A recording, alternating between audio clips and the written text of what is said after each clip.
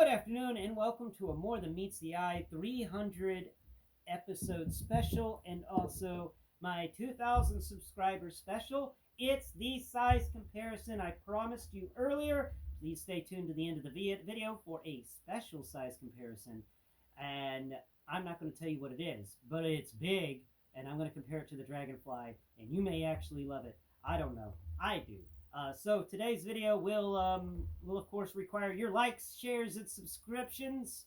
I always love it whenever you subscribe and you like, and I love it when you share on your social medias, because my subscribers and my listeners sharing my videos is the way that I am found by the people that I want to be found by the most, and those people are the blind and those individuals who don't know much about the blind and who are looking to to get some awareness raised in them.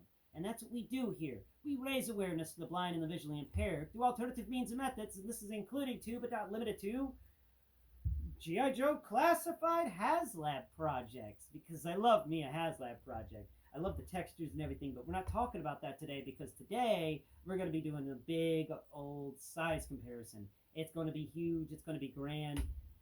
Whew.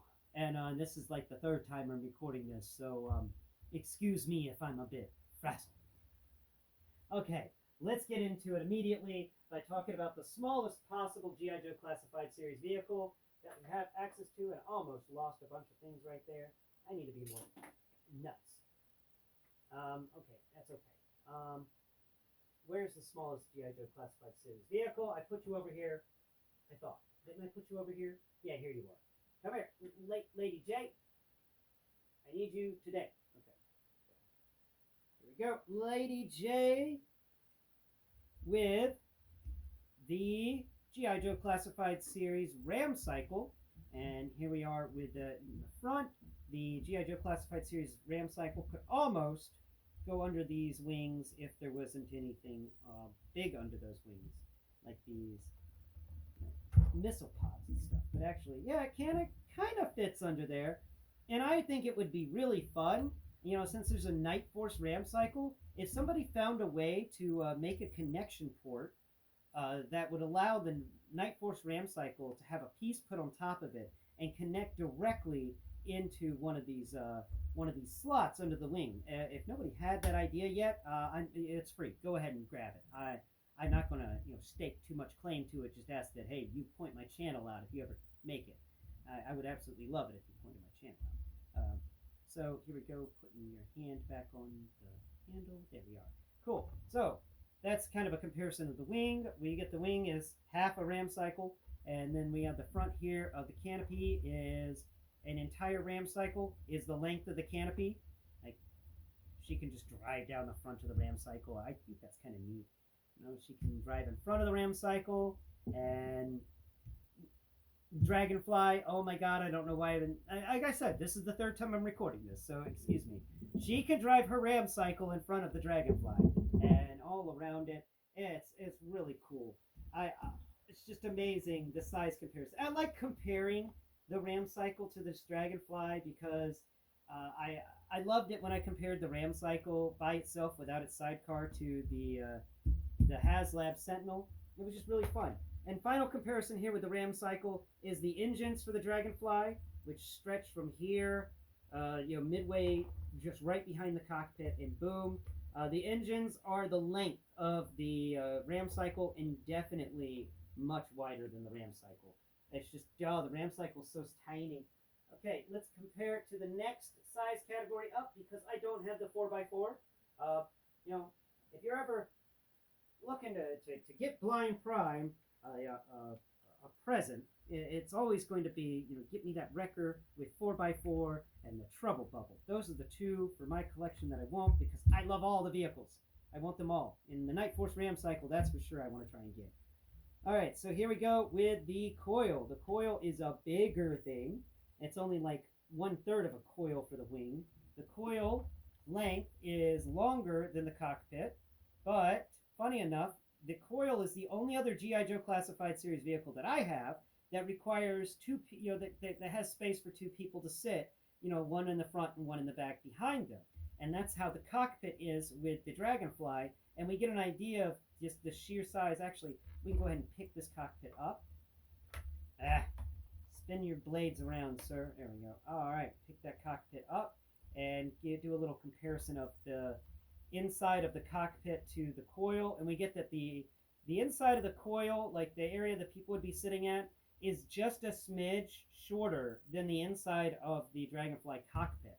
And I think that's kind of neat. It's just such a big vehicle with such a small space for individuals to be inside of it. They are just right there at the front, and the rest of this thing is War Machine. Now a little comparison of like having the coil kind of drive around the front to give you an idea. There we go. Yeah, this thing is just wildly different in size. Its wheel can fit under, but the coil can't go under the wing. Where the ram cycle can go under the wing of the Dragonfly, the coil's not so much. The coil's also a bigger vehicle, but because it can pop a wheelie much easier, and then just because it's a two-wheel drive, it can roll all the way up and just all the way over here to the cabinet, where I'll store it for now and bring out the next vehicle. There we go. Just lay. No. Put your kickstand down. There it is. Okay, there we are. Whew. It's hot in my recording studio. Ooh, I almost bashed my head on the back of the Dragonfly. Let's reach under here and grab the next thing. Should be somewhere. Okay. Bringing out the G.I. Joe Classified Series Vamp. Oh, that's where that other one went. Okay. The Vamp here is, of course, the first medium-sized, or I guess small-sized vehicle. No, I don't know how they scale this. In my opinion, the Vamp is a medium size, and the Dragonfly is a large in the 1/12 scale standards. But there we go. We're going to park the rear of the Vamp to the front of the wing on the Dragonfly, and the front of the Vamp goes further. But when we compare the Dragonfly to the Vamp and just look at compare the bumper to the skids, we get that the skids on the Dragonfly are the length of the Vamp. And if we were to, if Wild Bill were to try and land the Dragonfly on top of the Vamp, we'd get that the Vamp is, it's a bit skinnier than the skids for the Dragonfly. If the Vamp was just a bit wider, the Dragonfly could rest on top of it, and I think that would be kind of fun. But the Vamp just cruising down the road. Clutch is just talking. Snake Eyes' ears off. Snake Eyes is such a good listener, according to Clutch. And they're just driving around, and Clutch is just yapping away, and then Wild Bill just buzzes him. Yeah, almost knocked my camera off and everything. Having a little too much fun. Okay, so let's set this guy over here, and let's take away the Vamp.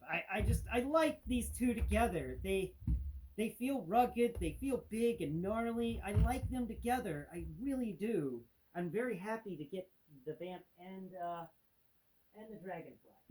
Let's set the Vamp down on the floor, and let's drive over the Cobra Night Attack Stinger with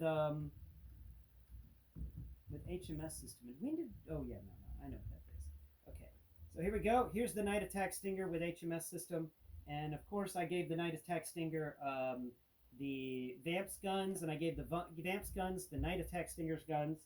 And let's move the Vamp over sideways a bit. Here we go, and this way we can better showcase a length comparison, because the Night Attack Stinger has a special attachment. It's got, and let's go ahead and fold that up just a little bit. There we go. What did I hit now? Oh, the edge of everything. Oops. Okay. This guy likes to roll so easy. Okay, here we go. Here we are, and yeah. Not even close. Even though the Stinger has the HMS system behind it, it still only goes down midway down the tail section here. for the Dragonfly. And I think that's just kind of a bit of a shame. It would be cooler to have the I don't know. You'd think that this would be longer, but it isn't. And it's really just wild how long the Dragonfly is. But oh, I love the feel of the stinger. I really do. I like it more than I like the Vamp, and I like it because of the hardcover and the doors on the sides. It's just such a fun thing. So that's the Stinger and the Dragonfly comparison. Let's park the Stinger over here away from everything and try not to break stuff in the process. Please don't break things. No, why are you following me over there? Stop that. Okay. Park it right there, and then we can do another little comparison. What else do we have? We have got the Hisstank, of course, but I want to do something just a little bit different. I don't know where I put it. Oh, well. Oh, right. Here we go. So, we talked about the Owlbear a few weeks ago, and I was like, hey, let's compare the Owlbear to the Dragonfly so that you can get an idea of just how massive this Owlbear is. This Owlbear feels like it's a threat to the Dragonfly. All right. It just comes over here and starts slapping the windshield. And Wild Bill and Glenda are just going to be freaking out. That gun is going to spin around and just open fire. And that Owlbear is not going to care because it cast iron skin on itself or something like that. It just doesn't care. It's going to beat at the windshield until they fly away. And it's just good grief, this is a big figure. And of course it can stand up here on the wing and come up here and just try to destroy the engines as Wild Bill and Glenda are like, how do we get it off?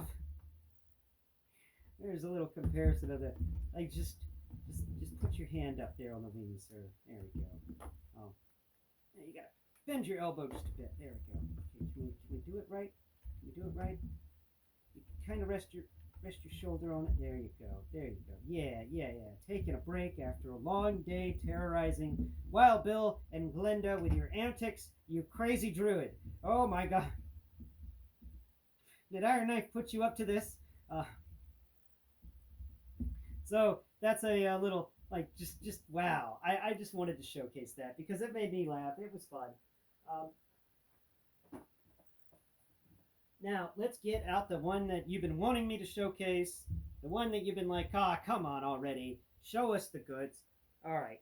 We got the Haslab Hisstank. Oh. Did I put you down backwards? I put you down backwards. Let's spin you back around. I have noticed that the windshield from my Hisstank doesn't like to close like it used to. There we are. Whew. That Hisstank is a heavy one. So comparison of the Hisstank to the Dragonfly, a side-by-side comparison here, and we get we're gonna drive this thing just forward enough to line their front guns up. Okay, we got the guns as lined up as they possibly can be, since they both have guns that stick out from the nose. We'll measure it by the end of the guns, or we can also measure it by the tip of the nose, which would require the Hisstank backing up just a little bit. Come on, back up just a little bit more, sir. There you go. Nope, too far. Let's back you up. There it goes. Okay, so there we go. That's about, that's good enough for hand grenades and horseshoes. So, the Hisstank goes all the way to the rear of the engines. The entirety of the tail is longer than the Hisstank itself. But if we pop down the ramp thing and we make it into a little platform, it goes down the tail a little bit to at least the little mid propeller, little mid fins on the tail. So that's something, right? Yeah, that's something to be proud of, Mr. Hisstank. The Hisstank is a bit taller, but not taller than the propellers. Like if I had the propellers would actually fly over and knock the head off of this gunner and everything in their gunner position. Like that is just bam. Yeah. That would mess them up completely in there. We can turn the guns around, and the guns have to like go down and shoot at the Dragonfly. But let's go ahead and compare. Let's move this guy over here. And I did not put the batteries in my Dragonfly to make it light up. I did put them in the Hisstank to make it light up. But the Hisstank came with its own batteries, if I'm remembering it right. I could be remembering it wrong. I could be wrong about that. But let's line this guy up there. And we still good? Yeah, we're still good with the center. And lining the Hisstank up on the side here for a nice little side-by-side comparison.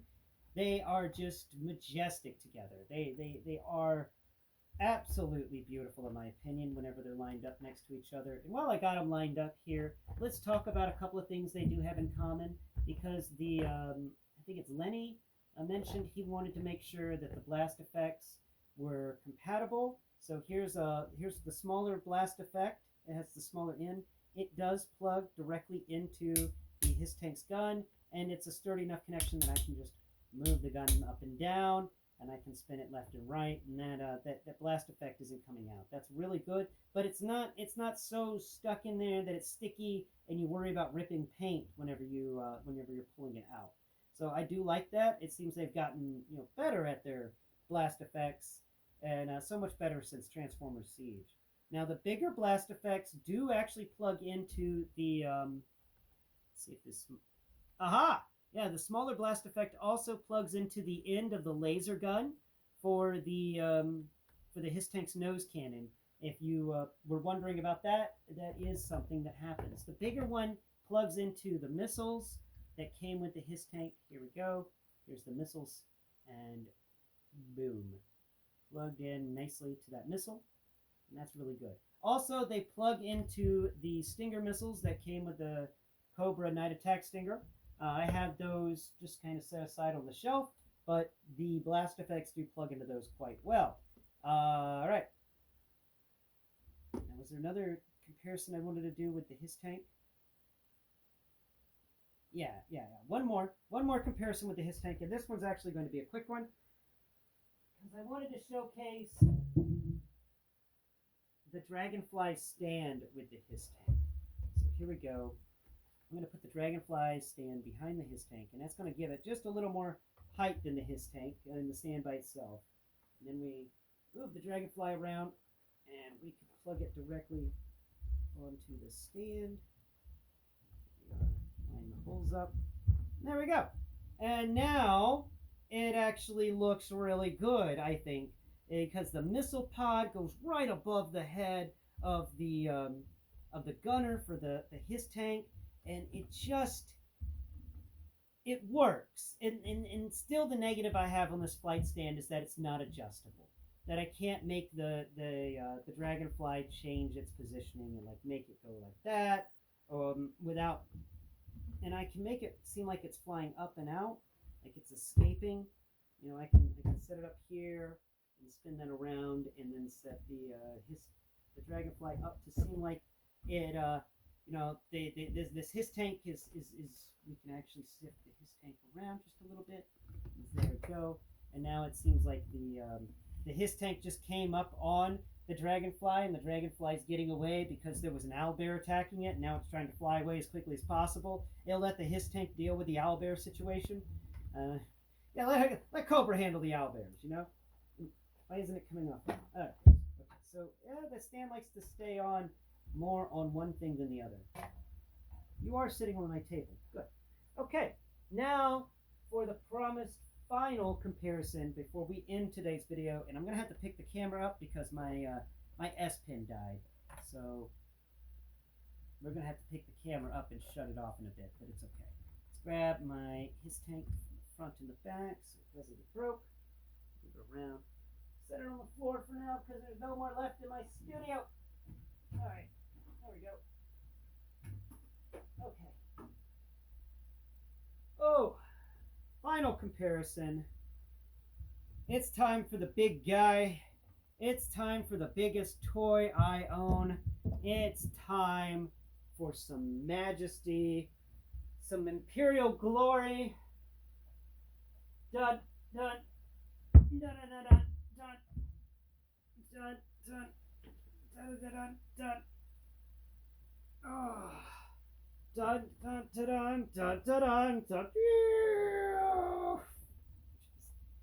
Let's see if we can just set it down so it covers the, and it does. You just kind of just get destroyed everything around because I still haven't measured everything out correctly. But there we go. There is the Dragonfly compared to the TIE Fighter. In the TIE Fighter, even though it also holds two people like the Dragonfly, the TIE Fighter's cockpit is actually about the same size as the Dragonfly's cockpit from front to back. It's just that the TIE Fighter's engines happen to be twin ion engines, and they're freaking huge and on either side, where the Dragonfly's engines are more conventional, and they're in the center and facing backwards. So there's some differences. There's definitely some differences here. We're going to scoot the Dragonfly up. Oh, no. Scoot it like that. There we go. Let's see. We can kind of land the TIE Fighter there.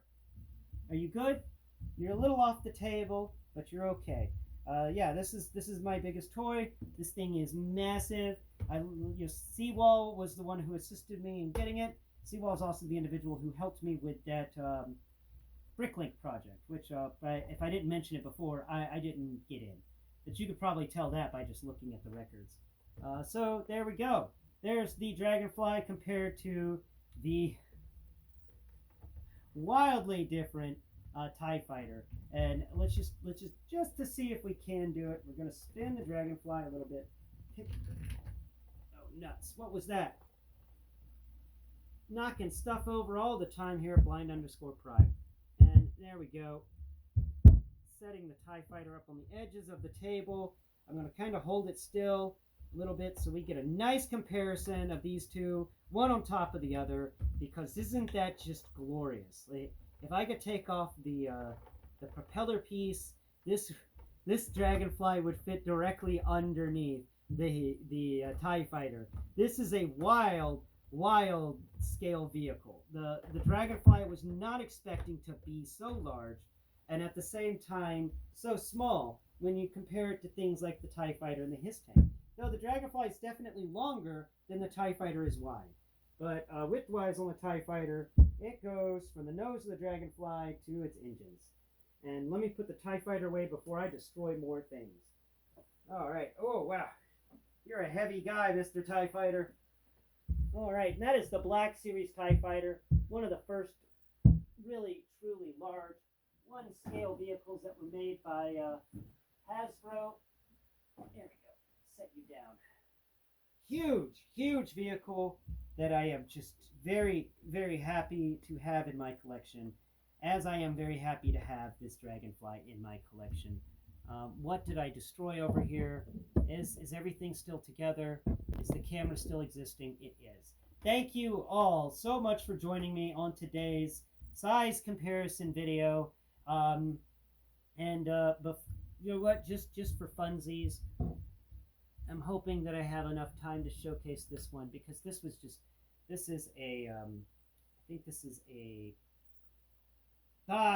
I can never remember the name of this D&D creature, which I will be discussing, but I wanted to just say, put him on the wing. He just can sit on the wing. There it goes. Yeah, look at that.